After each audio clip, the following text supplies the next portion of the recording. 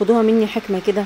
انا واحدة لفيت الدنيا، شفت الدنيا فيها كتير، وياما قابلت ناس كويسة وياما قابلت ناس وحشة، وقابلت ناس كويسة تكون قريبة ليك، وقابلت ناس وحشة برضو ممكن تكون اقرب واعز ما ليك. فخدوها مني حكمة. احيانا في لحظات الخلاف كل الحقائق اللي مخبيينها في سنوات المودة والحب الزائف والرغي الكتير اللي بيبقى في قصص الحب، احيانا لحظات الخلاف بتكشف كل حاجة، وبتكشف لك قد ايه القلوب فيها سواد من بعضها. انا زمان حصلت لي حادثة في عينيا علمتني ان في وقت الظلام ممكن بنشوف حاجات ما كناش شايفينها وقت النور. انا قعدت سنة تقريبا ما بشوفش بعيني، فشفت في الظلام قلوب. القلوب دي شفت فيها حاجات ما كنتش شايفاها منها وقت النور.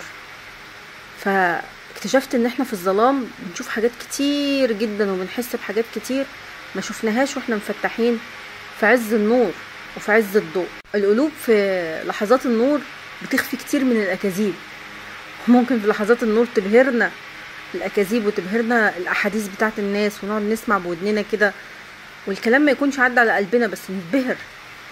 بس لما نسمع في الظلام بقى ونشوف اللي كان بيدور من ورانا بنتفزع، وبنشوف الحقائق.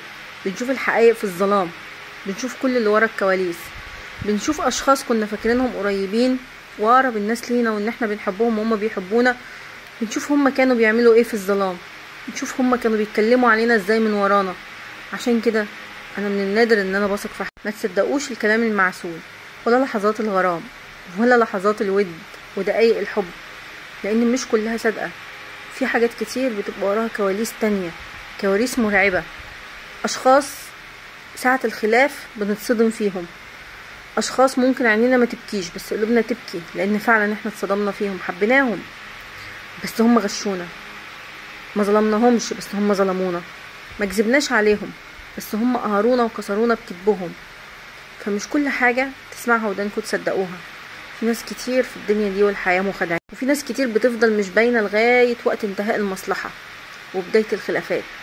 لما تنتهي المصالح وتبدأ الخلافات كل واحد بيبان على حقيقته، لان بتنزل الستاير وبتفضل الكواليس وبتبتدي تشوف الحقائق صح. بيبدأ الخروج عن النص، بتشوف الخسة والندالة والوطيانة بقى والاصل الواطي بقى، وبتشوف الظلم بقى، وبتشوف انكار المعروف وانكار الجميل وانكار كل حاجة حلوة انت عملتها للشخص ده.